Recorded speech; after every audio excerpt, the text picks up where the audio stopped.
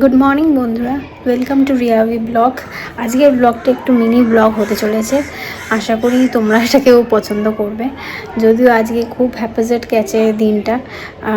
গতকাল রাতে আমার শাশুড়ি মা পড়ে গেছে। মা ইতিমধ্যে বাথরুমে পড়ে গিয়ে কোমরে লেগেছে।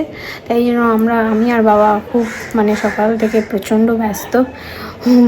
বাবা গিয়ে যথারীতি কিছুটা বাজার করে এনেছে, তাই বাজারও সেরকম ছিল না, আর ওষুধটাও কিনে এনেছে। তাই আমি ইতিমধ্যে রান্না চাপিয়ে দিচ্ছি। যাই হোক, আজকে বাবার শনিবার, যেহেতু বাবা আজকে নিরামিষ খাবে। বাবা প্রেফার করে তোমার ভাতে ভাত, তাই জন্য আমরা ওটাই করেছি। মাও বললো না, আজকে আর বেশি কিছু করতে হবে না, আজ একটু হালকার উপর রাখো। তাই জন্য আমি রান্নাঘরে গিয়ে সকাল সকাল চাপিয়ে ফেলেছি ভাত, আলু সেদ্ধ করেছি, আর এদিকে বেগুনটা কেটে রেখেছি, বেগুন ভাজা করব। সিম্পল খাবার, আজকে সিম্পলের মধ্যে দিয়ে যাবো। কারণ মায়ের শরীরটাও খারাপ পড়ে গেছে, তো তাই জন্য বিছানা থেকে বেশি উঠতে পারছে না। তাও গিয়ে নিজে থেকে গিয়ে ঠাকুর ঘরে গিয়ে পুজো করছে। এই দেখো, আমার সকাল সকাল আজ রান্না বান্না হয়ে গেছে। সেরকম রান্না নেই আজকে, যদিও খুব অল্প রান্না, সাদামাটা রান্না। প্রেশারে আমি ভাত চাপিয়ে নিয়েছি। ভাতটা যেহেতু বাবা প্রেফার করে নরম খেতে, তাই জন্য একবারে ভাত প্রেশারে করে নিয়েছি। আর এখানে করেছি, এখানে বেগুন কেটে রেখেছি, এটা একদম খাওয়ার সময় গরম গরম ভাজবো। আর ওইখানে করেছি আলু ভাতে মেখে রেখে দিয়েছি। তো আজকে পুরো সিম্পল রান্না। এই দেখো বন্ধুরা, বাবা এখানে আনাজ কাটছে। বাবা আজকে বাজার থেকে তাজা পেঁয়াজকলি কিনে এনেছে, আর একটু টমেটোও কিনে এনেছে। টমেটো আর বেগুন কিনে এনেছে।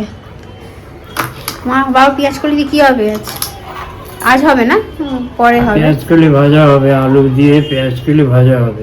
আলু দিয়ে পেঁয়াজকলি ভাজা। এই দেখো, মা আমাদের ঠাকুরঘরে এসে পুজো করছে।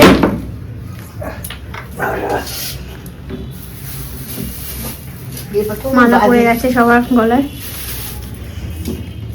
ঢাকা দিলাম না, একটু শীতটা কমেছে তো।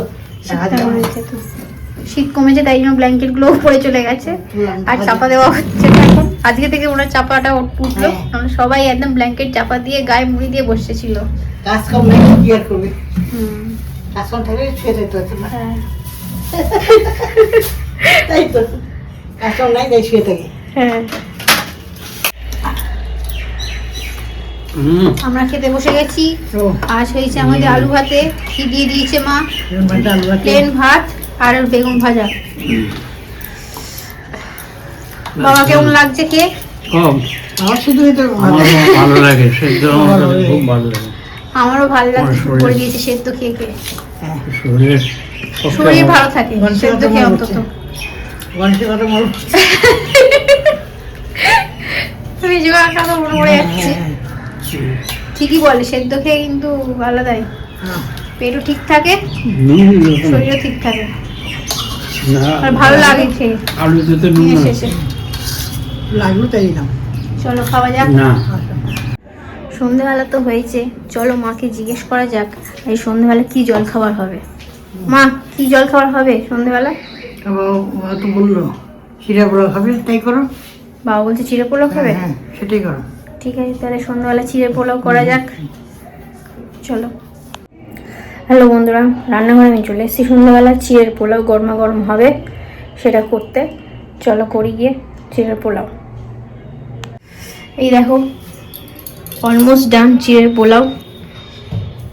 সিম্পলভাবেই করেছি, যতটা আমি জানি ততটা করেছি নিজে থেকে চিড়ের পোলাও। জানি না, এবার বাবা খেয়ে বলবে কেমন হয়েছে। বাবা আর মা দুজনেই খাবে, আমরা ইনফ্যাক্ট তিনজনেই খাবো। এই করেছি, চিড়ের পোলাও রেডি। বাবা, এই যে তোমার চিড়ের পোলাও।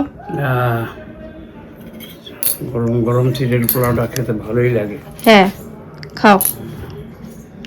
গরম আছে কিন্তু, দেখো নুন ঠিক হয়েছে কিনা। গরমা গরম চিড়ের পোলাও। মা এদিকে সন্ধ্যের জল খাবার খাচ্ছে, চিড়ের পোলাও। মা একটুখানি টমেটো সস নিয়ে নিয়েছে, টাকনা দিয়ে খায়। মা টমেটো সস খেতে পছন্দ করে। মা কেমন হয়েছে গো? ভালো হয়েছে। কি কমতি হয়েছে? বাবা তো গোলমরিচ দিয়েছে বলে একটুখানি পছন্দ লাগছে না গোলমরিচ দিলে। এমনিতে ভালো হয়েছে বলছে। গোলমরিচ বেশি হয়নি বেশি হয়নি? না, হুম, দিয়েও বেশি হয়নি। আচ্ছা। আমি আবার আমি তো একটুখানি লাগবে গোলমরিচ দিতে গেলাম, কিছুই পড়ছে না তাই জন্য। সাদা মাটাই হবে, আমার বাবা তো বেশি মশলা খায় না।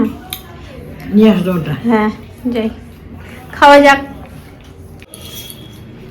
এই দেখো আমারটাও নিয়ে নিয়েছি, এবার সবাই মিলে মিশে বসে চিড়ের পোলাও খাওয়া যাক।